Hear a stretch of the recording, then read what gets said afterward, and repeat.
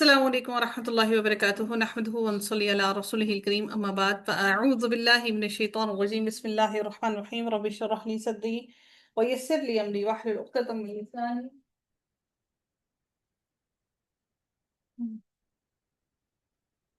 يفقه قولي ربنا زدنا علما اللهم فقهنا في الدين آمين يا رب العالمين جی رکوع نمبر 7 کا آغاز ہوتا ہے اور اس کی تفسیر کو دیکھتے ہیں۔ اللہ تعالیٰ ارشاد فرماتے ہیں فَلَمَّا قَضَى مُوسَى الْأَجَلَ وَسَارَ بِأَهْلِهِ آنَسَ من جانب الطور نارا قال لأهلهم امكثوا إني آنست نارا لعلي آتيكم منها بخبر أو جذوة من النار لعلكم تصطلون۔ اللہ تعالیٰ فرماتے ہیں کہ جب وہ وہاں آیا سوری اللہ تعالیٰ فرماتے ہیں کہ پھر جب موسیٰ نے مدت پوری کی، موسیٰ نے مدت پوری کی کون سی والی، وہ جو کتنے سالوں کا وعدہ کر لیا تھا انہوں نے 8 ایئرس کا 8 ایئرس میم کا، لیکن 8 یا 10 جی سال تو پھر جب انہوں نے 10 سال کی پھر جب موسیٰ نے مدت پوری کر دی یعنی 8 سال پورے کر دیے تو پھر انہوں نے 2 سال مزید انہوں نے وہاں پر رہے، اس علاقے میں رہے اور وہ اپنے گھر والوں کے ساتھ رات کو چل پڑا۔ اس نے طور کی جانب سے ایک آگ دیکھی، اس نے اپنے گھر والوں سے کہا ٹھہرو، یقیناً میں ایک آگ دیکھی ہے، شاید کہ میں وہاں سے تمہارے پاس کوئی خبر لے آؤں یا پھر کوئی آگ کا انگارہ تاکہ تم سینک لو، یعنی کہ انہیں ایک امید تھی کہ شاید وہاں کوئی بستی ہے یا وہاں کوئی لوگ رہ رہے ہیں جہاں سے میں ایک آگ کا انگارہ لے ہوں جی اور اس سے سیکو سے مراد یہ ہے کیا ہے کہ ہمیں پتہ اس سے اندازہ ہوتا ہے کہ شاید سردی کا موسم تھا، اس لیے انہوں نے کہا کہ یا تو پھر مجھے کوئی خبر مل جائے یا پھر اس آگ کے انگارے سے تم لوگ سینک لو۔ پھر رب کائنات نے اگلی آیت پہ فرمایا فلما اتاها نودي من شاطئ الوادي الأيمن في البقعة المباركة من الشجرة يا موسى إني أنا الله رب العالمين۔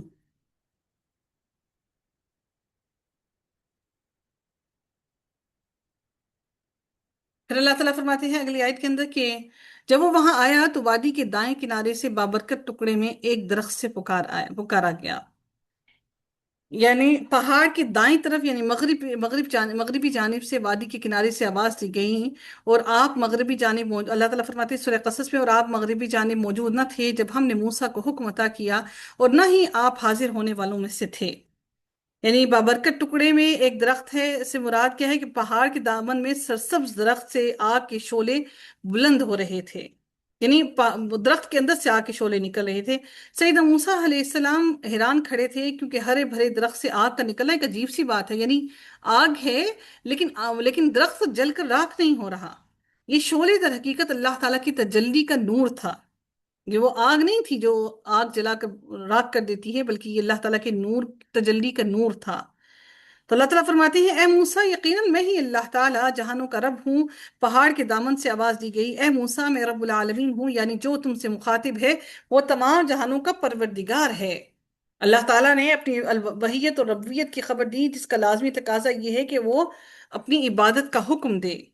اللہ تعالیٰ فرماتے ہیں اننی انا اللہ لا الہ الا انا فاعبدنی واقم الصلاۃ لذکری، یقیناً میں ہی اللہ تعالیٰ ہوں، میرے سوا کوئی معبود نہیں، سو تم میری عبادت کرو اور میری یاد کے لیے نماز قائم کرو۔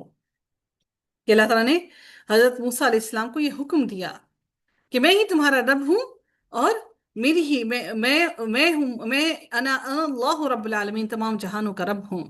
پھر اللہ تعالیٰ نے پھر حضرت موسیٰ کو پھر مزید حکم کیا دیا کہ اپنی لاٹھی پھینک دو، تو جب موسیٰ نے اسے دیکھا کہ حرکت کر رہی ہے گویا کہ وہ سانپ ہے، یعنی کہ ڈر گئے، سانپ بن گیا وہ لاٹھی، تو پیٹ پھیر کر بھاگا، یعنی وہ فوراً ہی بھاگا۔ اللہ تعالیٰ نے سورہ طٰہٰ میں فرمایا اور اے موسیٰ یہ تمہارے دائیں ہاتھ میں کیا، کیونکہ وہ بکریاں چرایا کرتے تھے اس لیے بکریوں کو روکنے کے لیے یا ان کو ڈرانے کے لیے انہوں نے ایک لکڑی کی لاٹھی ہاتھ میں رکھی ہوئی تھی، اور یہ بھی ایک سنت ہے، انبیاء کی سنت ہے۔ یہ میری لاٹھی ہے، وہ اس لیے بھی سنت ہے کہ کسی کے آپ کو جانور وغیرہ یا کوئی سانپ وغیرہ ہو تو آپ کو مارنے کے لیے ہیلپ فل ہوتا ہے، اگر انسان کو سہارے کی ضرورت پڑ جائے تو انسان اس سے سہارا بھی لے سکتا ہے۔ اور اس سے ایک بڑی اہم ترین بات سمجھنے کو ملتی ہے کہ انسان جو ہے لاچار ہے، کہ اس کو ہمیشہ سے چلنے پھرنے کے لیے بھی کسی سہارے کی ضرورت رہتی ہے، تو یہ بھی سنت رسول ہے کہ انہوں نے ہاتھ میں لاٹھی انہوں نے پکڑی ہوئی تھی، اور نبی کریم صلی اللہ علیہ وسلم بھی ہاتھ میں لاٹھی پکڑا کرتے تھے، تو یہ بھی سنت نبی ہے۔ تو ہوا کیا کہ جیسے ہی جب انہوں نے ایسا زمین پر ڈالا تو وہ فوراً ہی بڑا سا سانپ بن گیا۔ تو جب موسیٰ علیہ السلام نے سانپ کو تیزی سے بل کھاتے دیکھا تو پیٹ پھیر کر بھاگے اور پیچھے نہیں مڑ کر دیکھا۔ وہ خوف زدہ ہو گئے، اور یہ ایک فطری عمل ہے، یہ دہشت ان پر طاری ہو گئی۔ تو اللہ تعالیٰ نے فرمایا اے موسیٰ، آگے آؤ اور خوف نہ کھاؤ، یقیناً تم امن والوں میں سے ہو، یعنی تمہیں خوف زدہ نہیں کیا جائے گا۔ پھر رب العزت نے پکارا اے موسیٰ، کہاں بھاگ کر جا رہے ہو، سامنے آؤ، تم امن اور سلامتی سے رہو گے۔ سیدہ موسیٰ علیہ السلام دل مضبوط کر کے واپس تشریف لے آئے۔ یہ معجزہ تھا جو سیدہ موسیٰ علیہ السلام کو فرعون کو کے پاس جانے سے پہلے ہی اللہ تعالیٰ نے اس کو مشاہدہ کروایا، ان کو دکھایا۔ پھر رب کائنات فرماتے ہیں اگلی آیت میں اسلک یدک فی جیبک، کہ اپنا ہاتھ اپنے گریبان میں ڈالو،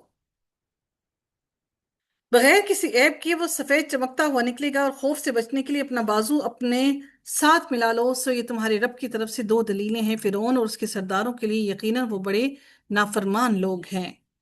یعنی فرعون بھی اور اس کے سردار بھی سارے کے سارے نافرمان ہیں۔ یعنی جب کبھی لاٹھی کے سام بن جانے کے سے تمہارے دل میں خوف پیدا ہوا ہو تو اپنا بازو اپنے بدن سے ملا لیا کرو، تمہارا سب خوف جاتا رہے گا، اور تم اپنے اندر قوت اور طاقت اور جرت محسوس کرو گے، یا ایسا کرنے سے ہاتھ دوبارہ اپنی حالت میں نظر آئے گا۔ سیدنا ابن عباس کہتے ہیں کہ ہر ڈرنے والا جب اپنے سینے پر ہاتھ رکھ لیتا ہے تو اس کا ڈر زائل ہو جاتا ہے، نکل جاتا ہے۔ دیکھیے کہ جب آپ کی دل کی کیفیت پریشانی ہوتی ہے تو کیا ہوتا ہے، دل کی دھڑکن تیز ہو جاتی ہے نا، تو وہ گھبراہٹ سے نکالنے کے لیے اللہ تعالیٰ نے فوراً ہی دوسری طرف ان کی توجہ مبذول کروائی، کہ ان کو دوسری طرف ان کی توجہ دلائی کہ اپنے ہاتھ کو اپنے گریبان میں ڈالو۔ تو جو گھبراہٹ تھی ان کے دل سے، وہ گھبراہٹ نکل گئی اور ان کے دل کو سکون آ گیا۔ اس کے بارے میں حافظ ابن کثیر فرماتے ہیں کہ سیدہ موسیٰ کی اقتداء میں جو بھی گھبراہٹ کے موقع پر اپنے دل پر ہاتھ رکھے گا اس کا خوف دور ہو جائے گا اور وہ ہلکا ہو جائے گا انشاءاللہ۔ تو اللہ تعالیٰ فرماتے ہیں اگلی آیت کے اگلے حصے میں کہ فَذَانِكَ فَذَانِكَ، آپ لوگوں نے پڑھا ذَانِكَ، فَذَانِكَ یہ تثنیہ کا صیغہ ہے، فَذَانِكَ تو سو یہ دو ہیں، سو یہ دو، فَذَانِكَ سو یہ دو، اس کا جمع کیا ہوگا؟ اولائکا، فَذَانِكَ اولائکا، اولائکا ہوتا ہے۔ اولئک، ذَلِكَ ذَانِكَ اولئک، ایسا ہی ہے نا؟ تو یہ میرے خیال جی میں آپ نے میم کہیں اور یہی پڑھا نہیں ہوگا قرآن میں، ذَانِكَ دیکھیں تثنیہ کا صیغہ یہاں پر استعمال کیا گیا ہے، فَذَانِكَ تو سو یہ دو، یعنی یہ دو معجزات، عصا کا سانپ بن جانا اور ہاتھ کا گریبان سے بے عیب چمکتے ہوئے چاند کی طرح نکلنا، تمہارے رب کی طرف سے دلیلیں ہیں، یہ اللہ تعالیٰ کی طرف سے اس قدرت اور سیدہ موسیٰ کی نبوت پر دلائل ہیں۔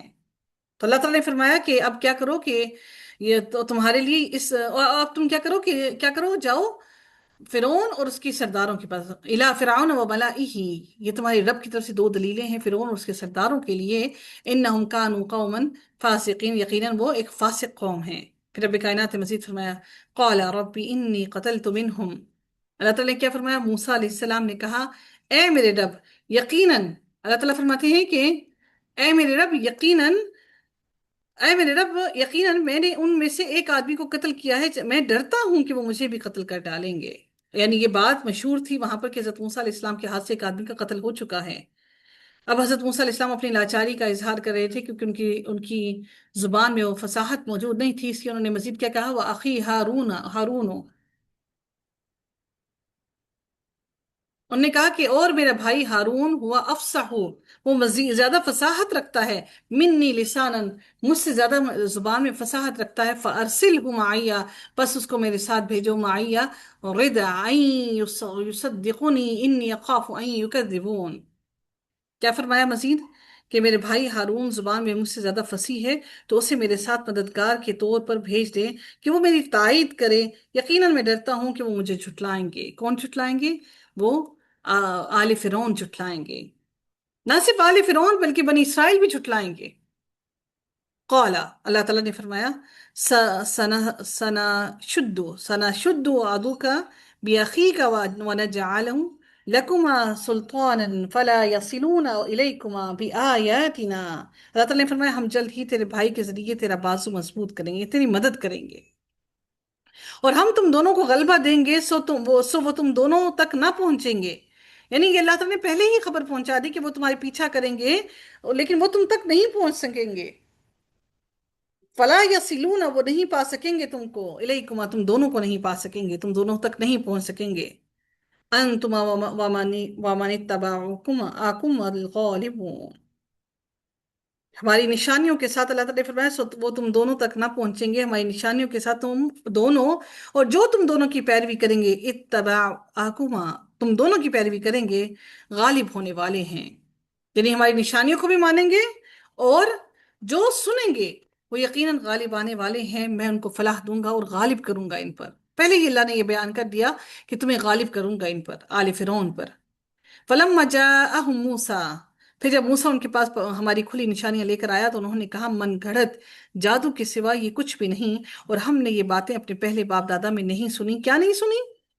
کہ خالص اللہ کی عبادت کی جائے، اللہ واحد اکیلا اتنی بڑی کائنات کو کیسے چلا سکتا ہے. انہوں نے کہا ہم نے یہ بات تو کبھی سنی ہی نہیں.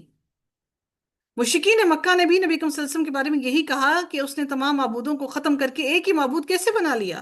یہ تو بڑی عجیب سی بات ہے، کیونکہ اس سے قبل بھی جتنے بھی انبیاء تھے ان کی قومیں بھی ایسا ہی کیا کرتی تھی، اکیلے واحد اللہ کی عبادت نہیں کرتے تھے. وقال موسى ربي يعلم بمن جاء بالهدى من عنده ومن تكون له عاقبة الدار. اور موسیٰ نے کہا میرا رب اس کو زیادہ جانتا ہے جو اس کی جناب سے ہدایت لے کر آیا ہے، اور اس شخص کو جس کے لیے گھر کا اچھا انجام ہوگا. یقیناً ظالم لوگ کامیاب نہیں ہوتے. انہ لا یفلح الظالمون، یقیناً ظالم لوگ کامیاب نہیں ہوتے، وہ فلاح نہیں پاتے. وقال فرعون یا ایہا الملأ ما علمت لکم من الہ غیری. اور فرعون نے کہا اے اہل دربار، میں تو اپنے سوا تمہارے لیے کوئی معبود، میں کہ تو اپنے سوا کسی کو معبود کو نہیں جانتا، میں تو جانتا ہی نہیں. کیونکہ فرعون اس وقت یہ ظاہر کر رہا تھا کہ سب سے زیادہ اہل علم وہی ہے، یعنی سب سے زیادہ علم اس وقت اسی کے پاس ہے. تو اسی کہا میں تو کسی خدا کو، میں تو کسی رب کو نہیں جانتا. تو پھر مزید کیا کہا اس نے، فَأَوْقِدْ لِي يَا هَامَانُ عَلَى الطِّينِ فَاجْعَلْ لِي صَرْحًا لَعَلِّي أَطَّلِعُ إِلَىٰ إِلَٰهِ مُوسَىٰ. پھر اس نے کیا کہا، اے حامان میرے لیے مٹی پر آگ جلاؤ. کس لیے آگ جلاؤ؟ تاکہ اس مٹی پر آگ جلا کر اس نے کیا کہا کہ پھر میرے لیے ایک محل بنوا دو، تاکہ میں موسیٰ کے معبود کو جھانک کر دیکھوں. یعنی اتنا اونچا محل ہو کہ موسیٰ کے رب سے زیادہ، رب کے عرش سے زیادہ بڑا اونچا محل ہو کہ میں اونچائی سے اس کے رب کو جھانک کر دیکھوں. اور یقیناً میں ضرور اسے جھوٹوں میں سے سمجھتا ہوں. کس کو؟ حضرت موسیٰ کو. اس سے مراد کیا ہے؟ آگ جلانے کا کیوں کہا اس نے موسیٰ علیہ السلام کو، فرعون نے؟ ہم کیوں کہا؟ آگ جلانے کا کیوں کہا اس نے؟ اس لیے کہ جی موسیٰ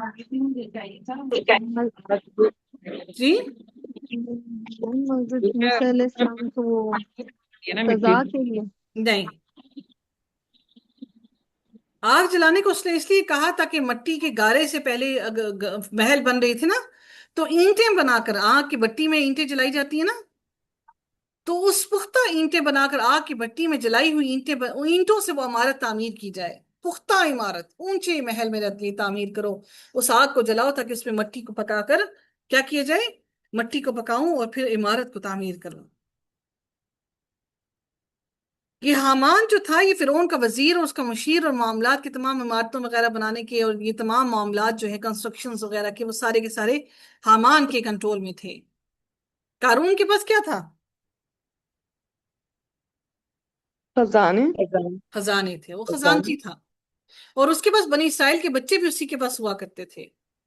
پھر رب کائنات نے فرمایا وَاسْتَكْبَرَ هُوَ وَجُنُودُهُ فِي الْأَرْضِ بِغَيْرِ الْحَقِّ وَظَنُّوا أَنَّهُمْ إِلَيْنَا لَا يُرْجَعُونَ.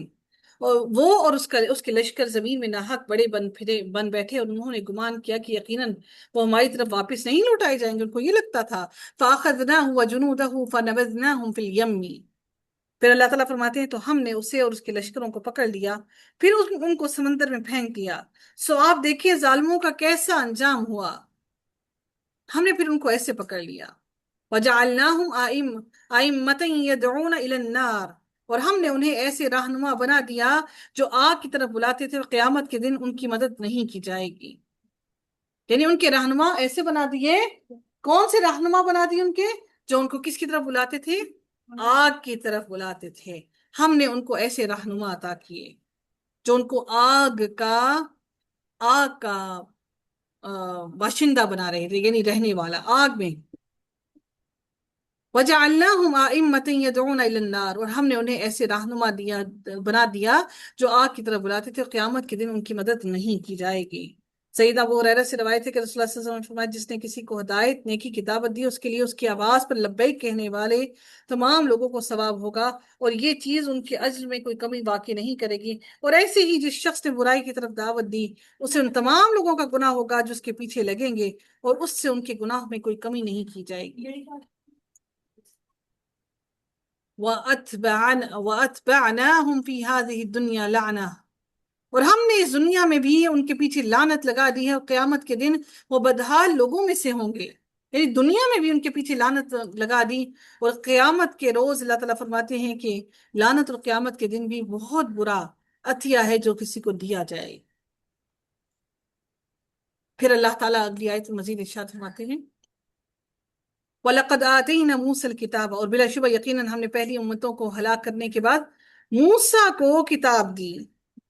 رب العزت نے موسیٰ علیہ السلام پر اپنے انعامات کے بارے میں بتایا کہ ظالموں کو ہلاک کرنے کے بعد انہیں کتاب دی۔ پہلی امتوں کو ہلاک کرنے کے بعد، یعنی فرعون اور اس کی افواج کی ہلاکت کے بعد، اللہ تعالیٰ نے حضرت موسیٰ علیہ السلام کو کتاب دی، اور اس سے پہلے بھی وہ قومیں جو تباہ کی گئی ہیں، وہ قوم عاد اور قوم سمود جو ہیں، ان کی ہلاکت کے بعد تورات عطا کی گئی۔ قوم عاد اور قوم سمود حضرت موسیٰ علیہ السلام سے پہلے ہی ہلاک ہو چکے تھے۔ اس سے ایک اور بات سمجھنے کو ملتی ہے کہ حضرت موسیٰ علیہ السلام بھی قد و قامت میں ہم لوگوں سے زیادہ تھے۔ آپ لوگوں نے دیکھا ہوگا کہ فرعون کی ممی کو جو بنی ہوئی ہے، اس کو دیکھا ہوگا آپ لوگوں نے، جو ہے بنی ہوئی، کیا نعوذ باللہ، یعنی کہ وہ ہے جو ممی ہے فرعون کی، وہ کتنا لمبا ہے قد میں۔ اس سے یہ بھی پتہ چلتا ہے کہ ظاہر حضرت موسیٰ علیہ السلام بھی اسی وقت میں، اسی زمانے میں تھے، تو یقیناً پھر وہ بھی قد و قامت میں کافی بڑے تھے۔ تو یعنی اس سے پہلے جو قومیں تباہ ہوئیں وہ عاد اور سمود کی قومیں تھیں۔ اس کے بعد اللہ تعالیٰ نے تورات کو نازل کیا، تورات عطا کی۔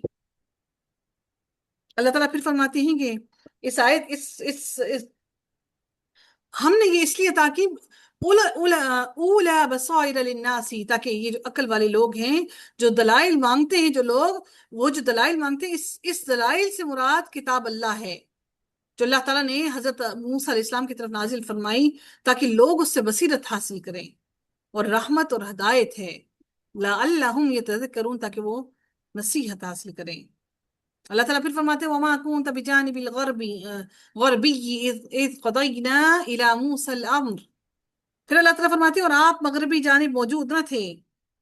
یعنی رب العزت نے نبی کریم صلی اللہ علیہ وسلم کو مخاطب کرتے ہوئے فرمایا کہ اے ہمارے رسول، آپ طور کے مغربی جانب موجود نہ تھے جب اللہ تعالیٰ نے مغربی جانب حضرت موسیٰ علیہ السلام سے کلام کیا، جب ہم نے موسیٰ کو حکم عطا کیا، جب ہم نے موسیٰ کو وحی عطا کی۔ وما كنت من الشاہدین، اور نہ ہی آپ حاضر ہونے والوں میں سے تھے۔ آپ نے یہ واقعات اپنی آنکھوں سے مشاہدہ نہیں کیے۔ اللہ تعالیٰ نے یہ واضح کیا ہے کہ جب سیدنا موسیٰ علیہ السلام سے کلام کیا گیا، ان پر وحی نازل کی گئی، اس وقت نہ آپ وہاں موجود تھے، نہ وہ منظر آپ دیکھنے والے تھے اپنی آنکھوں سے، نہ ہی غیب کی خبریں آپ کو تھیں۔ اللہ تعالیٰ فرماتے ہیں آپ پچھلے واقعات کی جو خبریں دے رہے ہیں اور جس طرح سے دے رہے ہیں، گویا کہ آنکھوں سے دیکھ رہے ہیں، اتنا واضح اور کلیئرلی اللہ تعالیٰ نے نبی کریم صلی اللہ علیہ وسلم کو تمام کی تمام باتیں کھول کھول کر بیان کی۔ اللہ تعالیٰ فرماتے ہیں سورہ آل عمران میں نبی کریم صلی اللہ علیہ وسلم کو کہ فرماتے ہیں کہ یہ غیب کی کچھ خبریں ہیں جو ہم آپ کی طرف وحی کر رہے ہیں، ورنہ آپ ان کے پاس موجود نہیں تھے جب وہ اپنے قلم ڈال رہے تھے۔ کہاں پر قلم ڈال رہے تھے؟ قلمیں کب ڈالے گی؟ جب قرآن نازل کب؟ حضرت مریم کی حضرت حفاظت مریم میں کی، یحییٰ وہ علیہ حضرت السلام، جی، کہ ان میں سے مریم کون مریم کی سرپرستی کرے گا، اور نہ ہی جو آپ اس ان وقت کا ان کے جب پاس تھے۔ ولید چننا تھا۔ جی، نہ آپ اس وقت ان کے پاس تھے جب وہ جھگڑ رہے تھے۔ یہ غیب کی کچھ خبریں ہیں جن کو ہم آپ کی طرف وحی کر رہے ہیں، اس سے پہلے نہ آپ انہیں جانتے تھے نہ ہی آپ کی قوم، اللہ تعالیٰ نے فرمایا چنانچہ آپ صبر کریں، بلا شبہ اچھا انجام متقیوں کے لیے ہے۔ سبحان اللہ، کہ صبر کرنے والوں کا انجام بہترین ہے۔ وَلَكِنَّ أَنشَأْنَا قُرُونًا فَتَطَاوَلَ عَلَيْهِمُ الْعُمُرُ، لیکن ہم نے بہت سی قومیں پیدا کی، پھر ان پر طویل زمانہ گزرا، اور آپ اہل مدین میں رہنے والے بھی نہ تھے۔ اہل مدین کون تھے؟ شعیب کے حضرت قوم۔ شعیب علیہ حضرت السلام شعیب کی کی قوم۔ قوم۔ یہاں پر اہل مدین کا ذکر کیوں کیا گیا؟ بات تو حضرت موسیٰ کی ہو رہی ہے، اہل مدین کا ذکر یہاں کیوں کیا گیا؟ میں موسیٰ علیہ کیونکہ السلام موسیٰ بھی علیہ بعد السلام میں بھی مدین کی مدین طرف ہاں میں گئے گئے تھے۔ تھے۔ جی، حضرت موسیٰ علیہ السلام بھی اس علاقے میں گئے تھے، تو اللہ تعالیٰ نے فرمایا آپ اہل مدین میں رہنے والے بھی نہ تھے کہ انہیں ہماری آیات پڑھ کر سنا رہے ہوتے، مگر ہم ہی رسول بنا کر بھیجنے والے ہیں۔ پھر ان پر طویل زمانہ گزرا، سیدنا موسیٰ علیہ السلام کے عہد سے لے کر دور نبی تک تقریباً 2000 سال کی مدت گزری، اور اس عرصے میں تقریباً 40 نسلیں جو ہے وہ گزری ہیں، مگر اس دوران ملک حجاز میں کوئی نبی مبعوث نہیں ہوا، کوئی نبی اللہ نے نہیں بھیجا۔ 2000 سال کے بعد سب سے آخری نبی حضرت محمد صلی اللہ علیہ وآلہ وسلم آئے، 2000 سال بعد۔ نبی کریم صلی اللہ علیہ وسلم کو کتنے سال ہو گئے؟ کتنے سال ہو گئے نبی کریم؟ 14 سال۔ 1447۔ آپ دیکھیے 14 سال۔ 1447 ہجری چل رہی ہے، تو اتنے سال گزر گئے، تو آج ہماری قوم جو ہے امت مسلمہ صرف 1400 سال ہوئے تو کتنی زیادہ گمراہی میں مبتلا ہو گئی، حالانکہ قرآن ہمارے پاس اصل حالت میں موجود ہے۔ اس وقت تو انہوں نے اتنی تحریفات کرنی، ان کے پاس تو ان کی کتاب بھی اصل حالت میں موجود نہیں تھی، تو سوچئے کہ ان پر وہ جو وقت ہے وہ کتنا زیادہ ان کے اندر گمراہیاں آ چکی ہوں گی۔ اس لیے اس طویل عرصے میں اللہ تعالیٰ کی آیات کو بھلا دیا گیا، اور اب ایسے وقت میں نبی کا کو مبعوث کیا جب اس کے علم کی شدید ضرورت تھی۔ نبی اللہ تعالیٰ کیوں بھیجتے ہیں؟ جب علم کی شدید ضرورت ہوتی، عمل ختم ہو جاتا۔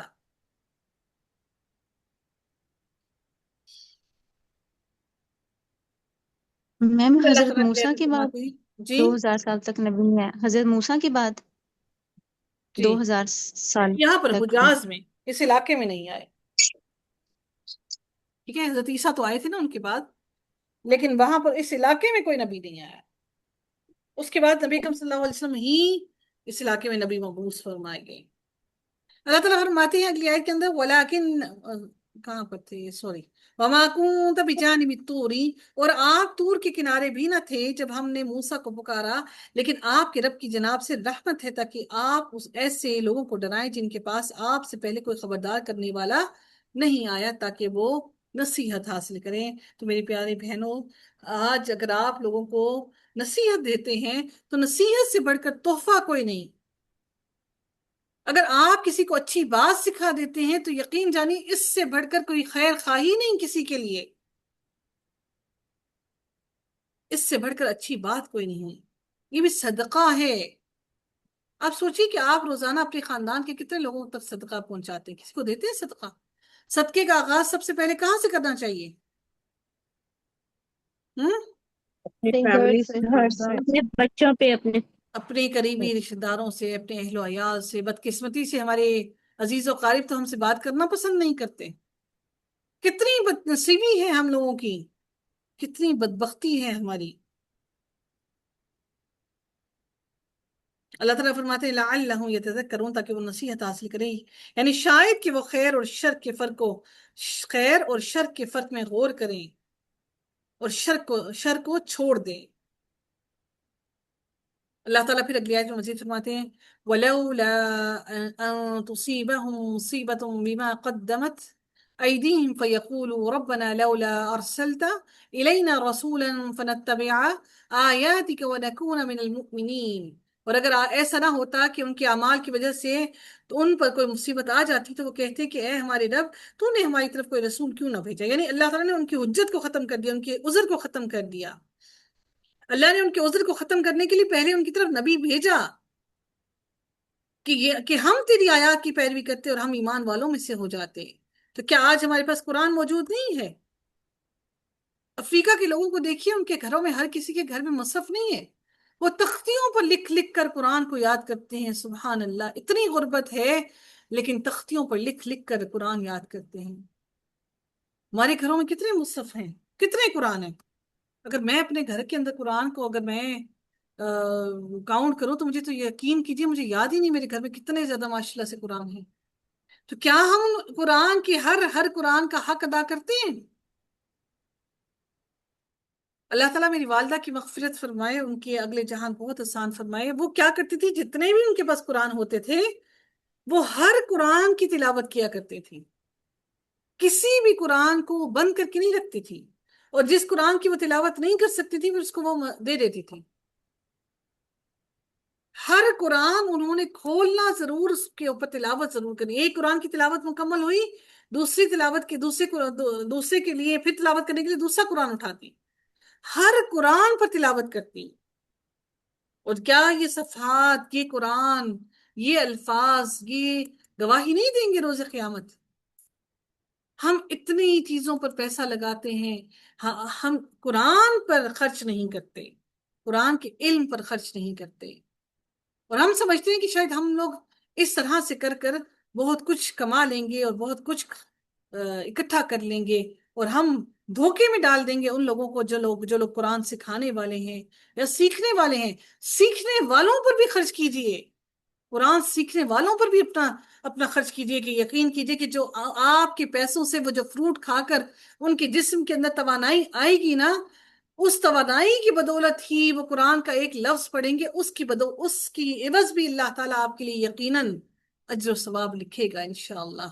ویسے بھی ہر چیز کو، ہر زندہ چیز کو جس کے اندر ایک جس کو کہا جاتا ہے نا کلیجہ ہونا، کلیجی ہونا، یعنی جس کے اندر نبی کریم صلی اللہ علیہ وسلم نے فرمایا اس پر رحم کرو، اس کو کھلاؤ پلاؤ.